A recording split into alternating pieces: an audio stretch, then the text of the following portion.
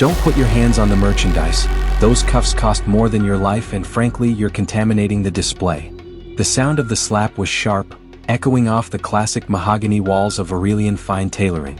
Julian Drax, the owner and self-appointed guardian of the boutique's prestige, didn't just reprimand the man in front of him.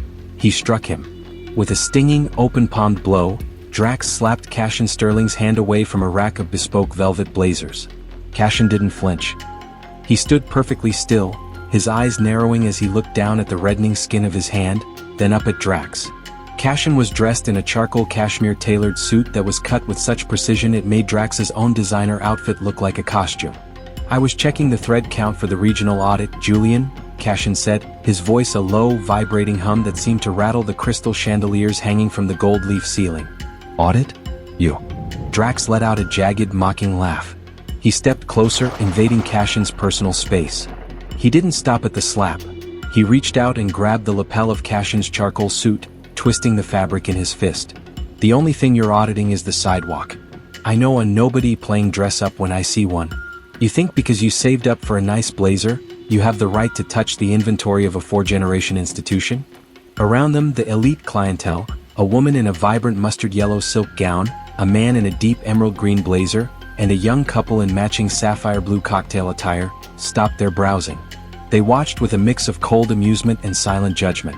The woman in the mustard dress chuckled into her champagne flute, while the man in the emerald blazer nodded in approval as Drax began to physically shove Cassian toward the heavy, brass-trimmed front doors. "Get out," Drax hissed, his face inches from Cassian's. "You're polluting the atmosphere of my store. If I see you within a block of this building again, I'll have the police process you for vagrancy." Drax gave one final violent shove, sending Cassian out onto the concrete. The glass doors hissed shut, and Drax adjusted his sleeves with a look of smug triumph, oblivious to the fact that every camera in the building was feeding a live stream to a private server in a skyscraper across the city. Cassian stood on the sidewalk, adjusted his cuffs, and pulled a slim, black encrypted device from his pocket. "Execute Clause 8.3. Total acquisition of the Drax holding. I want the deed, the inventory, and the management contracts in my name by sunrise. And notify the staff, there's a mandatory meeting at 8 a.m. sharp. Thanks for the support, we couldn't do this without you. Subscribe for free to help us keep bringing you more stories. Where are you watching from? Drop your city and country in the comments. Now back to the story." The next morning, the classic mahogany doors of the boutique didn't open for the public. Instead, the staff stood in a rigid, anxious line under the cold glow of the crystal chandeliers. Julian Drax stood at the front, his face flushed with a mixture of confusion and fury as he tried to swipe his master keycard through the reader for the 10th time. Every attempt resulted in a sharp, red flash and a digital rejection. "The system is glitched." Drax barked at his head of security. "Call the provider. I have a store to run." "The system isn't glitched, Julian. It's been updated." The voice came from behind them. The staff parted like a sea as Cassian Sterling walked into the lobby. He was dressed in a fresh charcoal cashmere suit, identical to the one Drax had assaulted the day before, but this time he carried a leather-bound folder embossed with a gold seal. Drax spun around, his eyes bulging. "You? I told you if you stepped foot on this block again, I'd have you arrested. Guards, get him out." The security guards didn't move. They stood with their hands clasped behind their backs, eyes fixed straight ahead. "They don't work for a ghost, Julian," Cassian said, his voice a calm, surgical strike. He stepped into the center of the room, looking at the staff, the same people who had watched him be shoved out the night before. At 3:17 a.m., Drax Fine Tailoring was liquidated. The debt you've been hiding behind offshore accounts was purchased in full by Sterling Holdings. Clause 8.3 of the new bylaws. Any previous owner guilty of physical battery against an officer of the holding company forfeits all remaining equity and management rights instantly.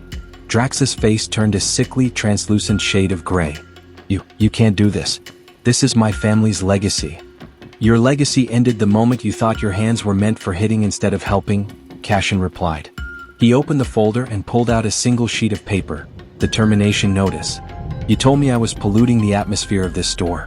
I've decided to agree. The air needs to be cleaned. Julian Drax, you are fired. Effective 30 seconds ago." The witnesses from the night before, the man in the emerald blazer and the woman in the mustard dress, happened to be passing by the window, stopping to peer through the glass at the unfolding drama. They watched in stunned silence as Julian Drax, the man who once thought he was a king, was stripped of his keys and his dignity. One more thing, Cassian added as Drax was being ushered toward the exit by his own former security team. I'm donating the entire spring inventory to the local veterans charity. It turns out, Julian, that people like me look quite good in your silk. The handshake collapse was final. As Cassian watched the doors lock behind Drax, he didn't feel triumph, only the quiet satisfaction of a man who knew that true power is never found in a slap. It's found in the signature. Because power doesn't need to roar, it just needs to walk away. If you believe that respect is the ultimate luxury, like this video and share it. Tell us in the comments, would you have fired Drax in front of his staff? Subscribe now for more stories of unstoppable dignity.